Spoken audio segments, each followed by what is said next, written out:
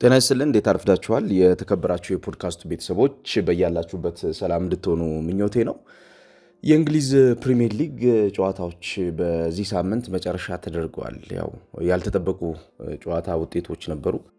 ከሊቨርፑልና ከሲቲ ጨዋታ ጋር በተያያዘ በተለይ ሊቨርፑል ዘንድሮ በጣም ከባድ ችግር ውስጥ ነው ያለው። ሲቲም እንዲሁ የሚያገግምበት የቆይታ ጊዜ በጣም እያጠረ ነው። ጨዋታዎችን አሸንፎ የሚቀጥልበት የሚቆይበትና በየጨዋታዎቹ ያለው ፖዚቲቭ ነገርም እየቀነሰ መጥቷልና ይሄም ሌላው ትልቁ ነበር። ቼልሲ ድል አድርጓል። በዚህ ሳምንት ሰፊ ትንታኔ ይዤ እመጣለሁ ስለ ቼልሲ። የቼልሲ የዘንድሮ የውድድር ዓመት ምናልባት ከአምናው የቀነሰው ነገር ምን ሊሆን ይችላል? ፖዚቲቭ የሆነ ነገር ጨምሮ ኔጌቲቭ የቀነሰው ነገር ምንድነው የሚለውን ምና ይሆናል። ዛሬ ግን ትኩረት የማደርገው የአርሰናልን ልዩና ፍጹም ብልጫ የወሰደበትን የትናንትናውን የቶትናም ሆትስፐርሱን ጨዋታ ይሆናል። ኤቤሬቺ ኤዜ ከ1978 በኋላ በሎንዶን ደርቢ ጨዋታ ሃትሪክ የሰራ ሌላኛው የአርሰናል ተጫዋች ሆኗል። ኤቤሬቺ ኤዜ ሃትሪክ መስራቱ ብቻ አይደለም በአርሰናል። ኤቤሬቺ ትናንትና ሁሉንም ነገር ሲያደርግ ነበረ። አርሰናል በእያንዳንዱ እንቅስቃሴ ውስጥ የኤቤሬቺን ኤዜ እንቅስቃሴ ይፈልግ ነበር። ሲከላከል ሪከቨሪ ሩጫዎቹ በጣም የሚደንቁ ነበሩ። ኳስ በሚጀምርበት ሰዓት ኳስ የሚጀምርበትን ፍላጎቱን ከተመለከትነው በጣም ያደገ የሚባል ነው። አሳታፊ የሚባሉ እንቅስቃሴዎችን የቡድን ጓደኞቹ በሚፈልጉና በሚጠይቁ ሰዓት ይህንን ማድረግ ይችል ነበረ። እንቅስቃሴው ለአርሰናል የሚሆን የሚፈለግና ያደገ እንቅስቃሴ ሆኖ ተመልክተነዋል።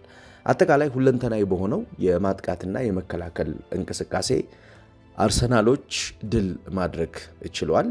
ጨዋታው እንደተጀመረ የመጀመሪያዎቹ ደቂቃዎች 5 ደቂቃዎች ላይ አርሰናሎች የነበራቸው የማጥቃት ምልክት በተለይ በዴክለን ራይስ የተሳተው ኳስ ከኤቤሬቺ ኤዜ የተነሳው ኳስ ነበረ። እሱም ኳስ ከመጀመሪያዎቹ ደቂቃዎች ጀምሮ አርሰናሎች ልዩ የጨዋታ ጫናና ብልጫ መውሰድ የቻሉበት ጨዋታ ነበረ።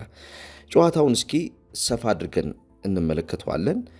በተለይ አርሰናሎች ኳስ እንዳይጀምሩ የማድረግ ፍላጎቶች የነበራቸው ቶትናሞች ከመጀመሪያው የጨዋታ ንክኪዎች ጀምሮ በጣም ደካማ የሚባል ኳስ ያለማስጀመር እንቅስቃሴ ውስጥ ነበሩ። አርሰናሎች በአንጻሩ ቶትናሞች ኳስ እንዳይጀምሩ ያደረጉበት የጨዋታ ቁጥር በዚህ የውድድር ዓመት ከፍተኛው ቁጥር ሆኖ ተመዝግቧል።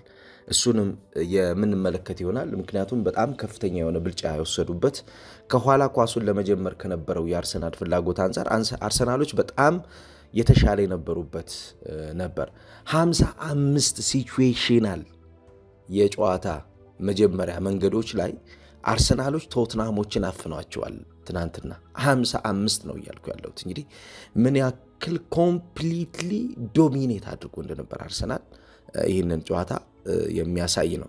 ዱዌሎችን በማሸነፍ ሚድሰርድ ላይ ፖሴሽን ሎስት በሚያደርጉበት ሰዓት ይህንን ፖሴሽን ማክሲማይዝ በማድረግና በመጠቀም የተሻለ የሚባል የቡድን ጥንካሬ መፍጠር ችሏል አርሰናሎች። ምክንያቱም እንቅስቃሴው ይበልጥ እያደገ በሄደ ቁጥር ከአማካኝ ክፍል በሚነሱ እንቅስቃሴዎች ተስፋፊ የሚባሉ የግራና የቀኝ የማጥቃት ዞኖችን ይበልጥ ይዘው እየሄዱ በዛ የመጨረሻ ክፍል ላይ የቶትንሃምን መከላከል እየሰበሩ ቶትናሞች ስርዓት ባለው መንገድ ኳስ እንዳይጀምሩ አድርጓቸዋል እና ይሄ በጣም ድንቅ የሆነ የአርሰናልን የቶትናም ሆትስፐርስን ጨዋታ ያሸነፈበትን ዶሚኔንሲ የሚያሳይ ነበር። አጠቃላይ ከጨዋታው በኋላ ሚኬል አርቴታ ምን አለ፣ እንዲሁም ቶማስ ፍራንከ ከጨዋታው በኋላስ ምን አሉ የሚለውን ነገርም መነሻ አድርገን የምንመለከተው ይሆናል። ያው ቅዳሜና እሁድ ትልቅ ጨዋታዎች እንደመሆናቸው የቶትናም ድልን ከማስመዝገቡ በፊት አርሰናል አብዛኛውን ትኩረት የነበረው ማንቸስተር ሲቲ በመሸነፉ ምክንያት አርሰናሎች ተጠቃሚ እንደሚሆኑ ተደርጎ ነበር ሲሳል የነበረውና አርሰናል በራሱ መቆም የሚችል ቡድን እንደሆነ አርሰናል በዘንድሮ የውድድር ዓመት የሲቲ መሸነፍ ወይንም ደግሞ የቼልሲ ስሊፕ አፕ ማድረግ ወይንም ደግሞ የሊቨርፑል ተከታታይ በሆኑ ሽንፈቶች ውስጥ ማሳለፍ የአርሰናልን የዘንድሮ የውድድር ዓመት የዋንጫ ጉዞ ወይም ደግሞ ስኬታማነት እንደማይወስነው አርሰናል በራሱ በጣም ጠንካራ የሆነ ስኳድ እንዳለው የሚያሳይ የትናንትናውን ጨዋታ ነው የተመለከትነው። ሚኬል አርቴታም ከጨዋታውን በኋላ ሲናገር በተለይም ደግሞ የኤቤሬቺ ኤዜን ብሪሊያንት የሆነው በጣም የመጠቀ የሚባለውን የጨዋታ ተጽዕኖ አንስቷል። በተለይ ደግሞ ለሱ እኔ በጣም ደስተኛ ነኝ ሂዝ ኤክሰፕሽናል የሚል አስተያየት ነው የሰጠው። እነኚህን ጉዳዮች ዘርዘር አድርገን የምንመለከት ይሆናል። ለፖድካስቱ አዲስ ከሆናችሁ ሼር አድርጉላቸው ለሌሎች። ለፖድካስቱ አዲስ ከሆናችሁ ላይክ አድርጉና ሌሎች ጋር እንዲደርስ አድርጉ። እንዲሁም የፖድካስቱ ቤተሰብ ካልሆናችሁ ቤተሰብ እየሆናችሁ ቆይታ እንድታድርጉ ጋብዛችኋለሁ። Things happen for a reason, and after the international duty he had 2 days off, and after 1 day he wanted to train and he wanted to improve and he wanted to do extra practice. ነገሮች የሚፈጠሩት በምክንያት ነው ይላል ሚኬል አርቴታ። እያንዳንዷ ነገር ያለ ምክንያት የምትፈጠርበት ምንም ነገር የለም ነው። በእያንዳንዳችን ህይወት ውስጥ ይሄ በጣም መሰረታዊ ነገር ይመስለኛል።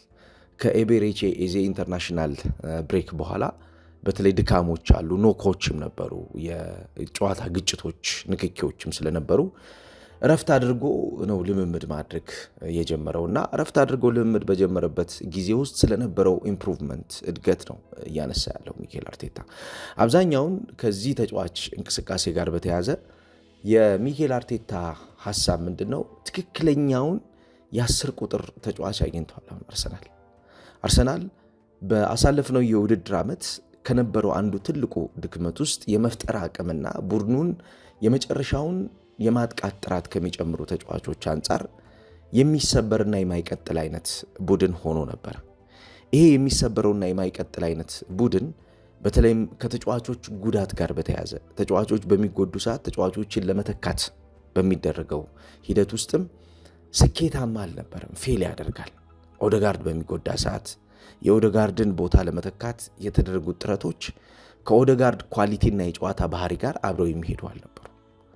ዘንድሮ ግን ይህንን እንደ ትልቅ የቤት ስራ የተመለከቱት አርሰናሎች በክረምት የተጫዋቾች የዝውውር መስኮት ወደ ቶተንሃም ሆትስፐርስ ጫፍ ደርሶ ገብቶ ማለት ይቻላል ተስማምቶ ሁሉ ነገር አልቆ ለመፈረም እየተቃረበ የነበረውን ኤቤሬቺን በር ላይ እጁን ይዘው ወደ ራሳቸው ካምፕ ሲያመጡት የ10 ቁጥር ሚና ያላቸው ተጫዋቾች ጉድለት፣ በተለይም ደግሞ ላለፉት 8 እና 9 ዓመታት አርሰናል ሲቸገርበት የነበረው ይህ የ10 ቁጥር የወጥነትን ጥያቄ ተጫዋቹ መመለስ የሚችልበት አቅም እንዳለው በግልጽ አምነው ነበር ያመጡት።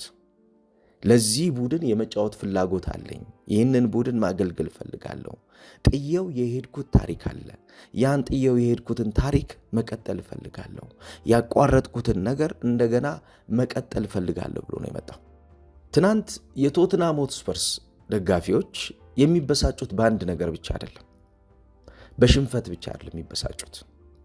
የቶተንሃም ደጋፊዎች ዝውውሩ አልቆ የቶተንሃም ተጫዋች እንደሚሆን የተነገረው አንድ የቀድሞ የአርሰናል የአካዳሚ ተጫዋች 3 ጎሎችንም አስቆጥሮባቸዋል። ለነሱ ትልቁ ስኬት የነበረው ይህንን ተጫዋች የግላቸው ማድረግ ቢችሉ ነበር። ያው ቶተንሃም ከዚህ ተጫዋች አለመምጣት በኋላ እንደነ ዣቪ ሲሞንስ እና እንደ ኮሎሞአኒ አይነት ተጫዋቾችን አመጥቷል። ነገር ግን ያ በቂ አይደለም ለቶተንሃም ሆትስፐርስ። ቶተንሃም ለኤቤሬቺ ኤዜ የነበረው ቦታ በጣም ከፍተኛ ነበር። ኤዜን የቶተንሃም ትልቁ ሰው ለማድረግ፣ የቶተንሃም ወሳኙ ተጫዋች ለማድረግ ያሰበ የተጫዋቾች የዝውውር እቅድ ነው የነበረው። የቶተንሃም ቦርድ ለዚህ ተጫዋች ግዢ ያስቀምጠው ገንዘብ ከፍተኛ ከሚባሉት የዝውውር ገንዘቦች መካከል አንዱ ነበር። ነገር ግን ተጫዋቹ ከገንዘቡም በላይ የፈለገው ነገር ወደ አርሰናል መሄድና አርሰናልን እምቢ ማለት አለመፈለጉ የአርሰናል ተጫዋችነቱን አፈጠነለት ማለት ነው። ትናንትናም በነበረው ጨዋታ አርሰናል ምን ያክል ይህንን ተጫዋች እንዳገኘው በጣም ወሳኝ የሚባለው የሜዳ ላይ እንቅስቃሴን የሚመራ የሜዳ ላይ እንቅስቃሴን የሚያስተካክል ቡድን በተሻለ ከፍ የሚያደርግ ተጫዋች እንደሆነ ታይቷል። በቶትናም ሆትስፐርስ በኩል ቶማስ ፍራንከ ልዩ የነበረውን አርሰናልን የገጠምነው ብሏል። አርሰናል በመከላከልና በማጥቃት እንቅስቃሴ ውስጥ በሊጉ ከሚገኙ ጠንካራ ቡድኖች መካከል አንዱ ነው። አርሰናል አሁን ዶሚናንት ቡድን ነው።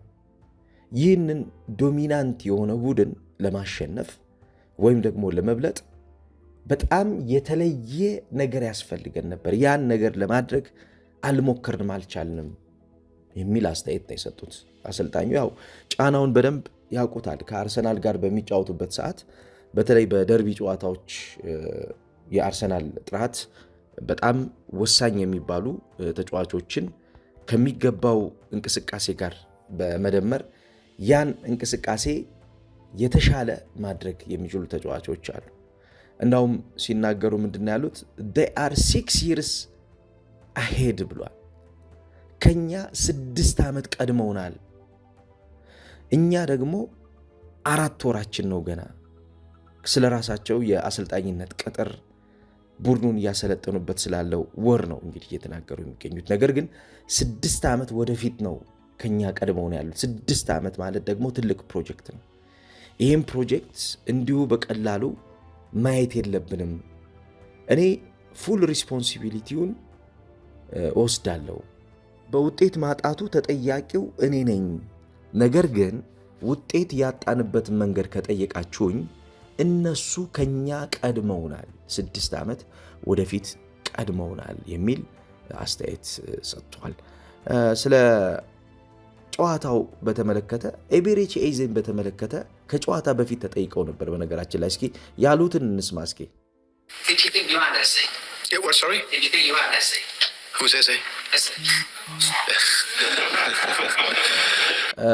ሁይዝ ኤዜ ነው ያሉት፣ ይሳቁ ማለት ነው። የኤቤሬቺ ኤዜን ምክንያት በተለይ ቶትናም ሊገባ መጨረሻ ላይ ደርሶ ወደ አርሰናል መሄዱን ከአርሰናል ጋር ያለውን ሁኔታ አሁን ያለበትን ውጤታማ የሚባለውን ነገር መሰረት አድርጎ ነው እንግዲህ ጋዜጠኛው የጠይቃቸውና ሁይዝ ኤዜ ነው ያሉት ቶማስ ፍራንከ ሁይዝ ኤዜ። ከዛ ሳቁ። ነገር ግን ሁይዝ ኤዜ ሲሉ ንግግራቸው ላይ ያለውን ጫና ውስጥ መረዳት ይቻላል። የኤዜ ኢምፓክት ከጨዋታው በፊት ገብቷቸዋል። የኤዜ ኢምፓክት ከጨዋታው በፊት የገባቸው እኚህ ሰው እሱን ለማቆም በሚደረገው ጥረት ውስጥ በቀላሉ ኤዜን ማቆም እንደማይቻል ያውቁታል። አብዛኛውን የማጥቃት እንቅስቃሴውን በተመለከተ አርሰናል በዚህ ተጫዋች እንደሚጀምር ያውቁታል። በተለይ ከጀርባ የፊት መስመር ተጫዋቾችን ከጀርባ የትሮሳርድን እና የቡካዮ ሳካን የማጥቃት ሩጫዎችን እንዴት ሰፖርት እንደሚያደርግ ያውቁታል። የሰፖርቲንግ ሮል ሚና ላይ ኤቤሬቺ ኤዜ በጣም የበሰለ የሚባል ተጫዋች ነው። ኤዜ ታክቲካል የሆነው እንቅስቃሴ ስንመለከት በእያንዳንዱ የጨዋታ መንገድ ውስጥ የሚያደርጋቸው ነገሮች ወሳኝ የሚባለው ነገር ለማድረግ የሚቸገራለም። ቨርሳቲሊቲው ሁለገብነቱ በጣም የሚደንቅ ነው። ክሬቲቭ ፍሪደም ዊዝ ስትራክቸር። አሁን ትናንትና በቶትናም ሆትስፐርስ ጨዋታ የተመለከትነው ክሬቲቪቲውን በነፃነት ነው ሚኬል አርቴታ እንዲያደርገው ይደጋግምለት የነበረው። በተለይም ደግሞ የሚኬል አርቴታ ክሊር የሆነው ቅርጽ ምንድን ነው? የኤዜን ላይሰንስ ነው የሚያውጅለት። እሱ ሲናገር እንዲያውም ላይሰንስድ and freedom to express himself and use his flair and ball carrying skills ነው የሚለው። ላይሰንስ ይሰጠዋል። ላይሰንስ ፍቃድ ይሰጠዋል። ነፃነቱ እስከ መጨረሻው የማጥቃት ክፍል ሄዶ የመጨረሻውን የማጥቃት ክፍል እንዴት እንደሚያግዝ ከተመለከትን የዚህ ተጫዋች በጨዋታ ውስጥ ያለው ሚና ትልቅነትን መረዳት ይቻላል። የተከላካይ መስመር ተጫዋቾችን ለመሰባበር በሚደረገው ጥረት ውስጥ ኳስ ተሸካሚና ቀዳዳዎችን የሚመለከቱ ተጫዋቾች ይጠበቃሉ። ይሄ ተጫዋች ኳስ ተሸክሞ ሲሄድ በሰከንዶች ነገሮችን መለወጥ የሚችልበት አፈጻጸሙ እንዲሁ ቀላል የሚባል አይደለም። እንዳውም የሚድ ብሎክ እና የሎ ብሎክ የመከላከል አደረጃጀት ውስጥ የሚገኙ ቡድኖችን ድክመት በደንብ ለመበታተንና የአርሰናልን ስትራክቸር ይበልጥ ለማሳደግ በሚደረገው ሂደት ውስጥ የኤቤሬቺ ኤዜ አይነት ኳሊቲ በጣም ወሳኝ የሚባለው ነው። ከኋላ እነ ሂንካፔ በሚያጠቁበት እንቅስቃሴ ውስጥ ትናንት ባየሁት እና ሆን ብዬ ባስቀመጥኳቸው ቁጥሮች ኤቤሬቺ ኤዜ በ8 ሁኔታዎች ውስጥ የተከላካይ መስመር ተጫዋቾችን የመከላከል ክፍተት ሲሸፍን አይቼዋለሁ። በ8 ሁኔታዎች ማለት ነው። ይሄ ከመስመርም የሚከፈቱትና ከመሃል በመሃል ተከላካዮች የተፈጠረውን ጋፕ የሚሞላበት ነው። ይሄ ሁለንተናዊ የሆነ የማጥቃት እንቅስቃሴ ውስጥ ለሚገኙ ቡድኖች አስፈላጊ የሚባሉ ተጫዋቾች ምን ማድረግ እንዳለባቸው የፕሩፍ ኦፍ ፖይንት ነው ማለት እንችላለን። የማረጋገጫ ነጥብ ነው ማለት እንችላለን። ኤቤሬቺ ኤዜ አሁን በአርሰናል ከመጣ በኋላ አርሰናል ላይ የጨመረው በጣም በርካታ ነገር አለ። መስመሩን ጠንካራ አድርጎታል። የመስመሩን ተለዋዋጭነት አሳድጎታል። ከዛ ውጭ አርሰናሎች ከአጥቂ ጀርባ ላይ የሚፈጠርባቸውን ክፍተት በተለይም ደግሞ በጉዳት በተጫዋቾች ኳሊቲ ምክንያት በሚፈጠሩ ክፍተቶች ውስጥ የሚያጧቸውን የወሳኝ ጨዋታ ቀን ጥራቶችን በተደጋጋሚ እያደረገ ነው የሚገኘው። ሚኬል አርቴታ ከጨዋታውን በኋላ ስለዚህ ተጫዋች በስፋት የተናገረው ነገር ለዚህ ማሳያ ነው። ኤዜ ብሪሊያንት ነው፣ ለሱ እኔ በጣም ደስተኛ ነኝ። ቡድኑ እሱ ከመጣ በኋላ እየተጠቀመበት ያለው መንገድ፣ ቡድኑ እሱ ከመጣ በኋላ ያለው እድገት በግልጽ ይታያል። በዚህ የደርቢ ጨዋታ 3 ጎሎችን ማስቆጠሩ ብቻ ሳይሆን በደርቢ ጨዋታ ላይ ያለውም ጫና፣ የደርቢውን ጨዋታ በመቀየር ውስጥ ያለው አቅም ትልቅ ነው የሚል አስተያየት ሰጥቷል። እንግዲህ አርሰናል አሁን ላይ በፕሪሚየር ሊጉ የደረጃ ሰንጠረዥ ትልቅ ፉክክር የሚገጥመው ከቼልሲ ይሆናል በቅርብ ጊዜ። ያው ማንቸስተር ሲቲ ከወጥነት ጋር በተያያዘ የወጥነት ጥያቄዎች የሚታዩበት ቡድን እየሆነ ነው። ተሸንፏል በኒውካስል ዩናይትድ። በተለይ ደግሞ ሲቲ የሚሸንፍባቸው ጨዋታዎች በእያንዳንዱ አስቸጋሪ የሚባሉ የጨዋታ ቀናቶች ጠንከር ያሉ ምላሾችን ለመስጠት እየተቸገረ እንዳለ እየተመለከትን ነው። ስለዚህ አርሰናል ከቼልሲ፣ ከማንቸስተር ሲቲ፣ ከክሪስታል ፓላስ፣ ከአስቶን ቪላ የሚኖረው ጫና የሚጠበቅ ነው የሚሆነው። ሊቨርፑል 11ኛ ደረጃ ላይ ተቀምጧል። 18 ነጥቦችን ይዞ 11ኛ ደረጃ ላይ የሚገኘው። የቼልሲና የአርሰናል ቀጣይ ጨዋታዎች ግን ኤክስፔክት ይደረጋሉ። በተለይ አርሰናል ከዚህ በኋላ የሚገጥማቸው ቡድኖች ጥንካሬ በዋንጫ ፍክክሩ ላይ የሚኖረውን ሂደት በደንብ የሚያሳዩ ነው። በቻምፒየንስ ሊግ አርሰናል ኖቬምበር 26 ጨዋታውን ያደርጋል። ይሄ ኖቬምበር 26 ከባየር ሙኒክ ጋር የሚያደርገው ጨዋታ ይሆናል። እንግዲህ ከቶትናሙ ጨዋታ በኋላ ቀጥሎ አርሰናል የሚያደርገው ጨዋታ ነው የሚሆነው። ከዛ በፕሪሚየር ሊግ 13ኛው ሳምንት ኖቬምበር 30 ከቼልሲ ጋር ጨዋታውን ያደርጋል። ኖቬምበር 30 ከቼልሲ ጋር ጨዋታውን ያደርጋል። ይሄ ሪል የዋንጫ ጉዞ አርሰናል በዋንጫ ሂደቱ ላይ የሚያጋጥሙትን ትልልቅ ቡድኖች የሚገጥምበትና ለነኚህ ትልልቅ ቡድኖች ምላሽ የሚሰጥበት መንገድ ምን ያክል ጠንከር ያለ ነው፣ ጠብሰቅ ያለ ነው የሚለው የሚጠበቅበት ይሆናል። ዲሴምበር ላይ ከብሬንፎርድ፣ ከአስቶን ቪላ፣ ከወልቭስ፣ ከኤቨርተን፣ ከክሪስታል ፓላስ ጋር የሚያደርገው ጨዋታ ይኖራል ማለት ነው። በቼልሲ በኩልም እንዲሁ ቀጣይ ከባርሴሎና ጋር በቻምፒየንስ ሊግ ጨዋታውን ያደርጋል። ቼልሲ በቻምፒየንስ ሊግ ጨዋታውን ካደረገ በኋላ ቀጣይ የሚኖሩ ጨዋታዎች አሉ። ለምሳሌ ቼልሲ ከአርሰናል ጋር ከተጫወተ በኋላ ሊድስ ዩናይትድን ይገጥማል፣ በርንመዝን ይገጥማል፣ ከዛ ኤቨርተንን ይገጥማል፣ ካርዲፍን ይገጥማል፣ ኒውካስልን ይገጥማል፣ አስቶን ቪላን ይገጥማል። ስለዚህ እነኚህ ጨዋታዎች በዋንጫ ፍክክሩ በተለይ ዲሴምበር ወር እየደረሰ ከመሆኑ አንጻር ዲሴምበር እንግዲህ ሊገባ 6 ቀን የቀረው ከመሆኑ አንጻር የታህሳስ ወር በጣም ወሳኛል ጨዋታዎች የሚያሸንፉበት የራሳቸው መንገዶች ሁለቱም ቡድኖች የሚፈልጉበት ጊዜ ነው ማለት ነው። ለአርሰናል በተለይ ደግሞ ፐርፎርማንሱን ይዞ ለመቀጠል ያለውን ፐርፎርማንስ ለማሳደግና የተሻለ ጥራት ያለው ቡድን ለማድረግ ከፊቱ የሚጠብቁትን ትልልቅ ጨዋታዎች ማሸነፍ ይጠበቅበታል። አሁን ላይ የአርሰናል የሜዳ ላይ ጫና በግልጽ እየታየ ነው። በተለይ ከተጫዋቾች እንቅስቃሴና ከተጫዋቾች የተሻለ ተጽዕኖ አንጻር አርሰናሎች ትክክለኛው መንገድ ላይ እንዳሉ ያሳያል። የመከላከል አደረጃጀታቸው፣ የማጥቃት ፓተርናቸው፣ ቅርጻቸው እንዲሁም በተጋጣሚ እንቅስቃሴ ተጋጣሚን ለማሸነፍ ከሚሄዱበት መንገድ አንጻር ተጋጣሚን ከሚያሸንፉበትና ከሚቀርቡበት መንገድ አንጻር የአርሰናል የዘንድሮ የውድድር ዓመት እድገት የምንመለከተውና የሚወሰን ይሆናል ማለት ነው። አብዛኛውን የእንቅስቃሴ እድገት የምንለው በሜዳ ውስጥ ለሚፈጠሩት እንቅስቃሴዎች ቡድኖች የሚሰጡት ምላሽ ነው። አርሰናል በዘንድሮ የውድድር ዓመት ለቡድኖች እየሰጠ ያለው ምላሽ ያደገ ነው።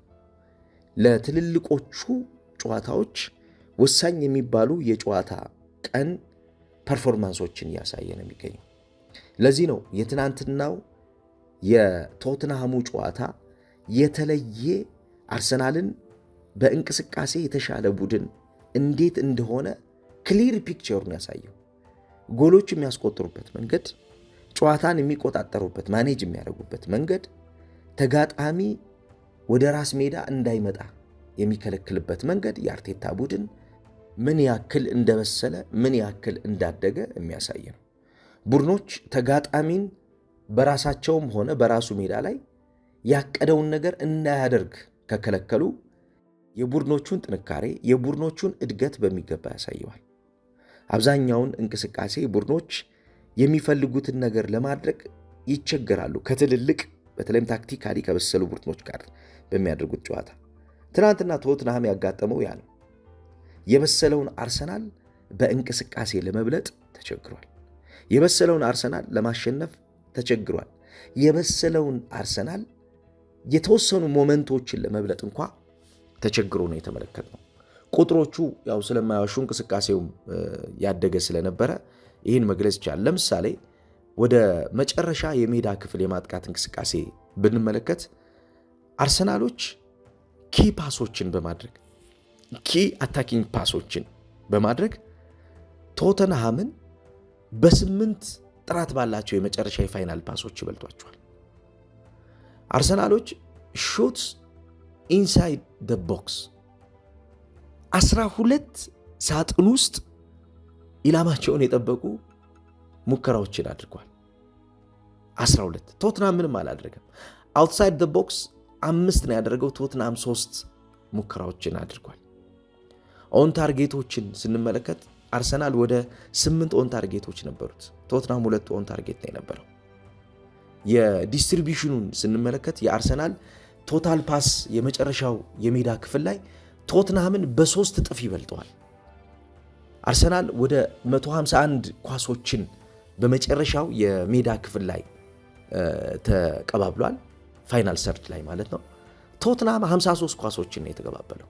ፍጹም አልነበረም ማለት ይቻላል። በኦፖነንትስ ሃፍ ላይ ኳሶችን በመቀባበል አርሰናል 251 ኳሶችን ተቀባብሏል። ቶትናም 119 ኳሶችን ነው የተቀባበለው።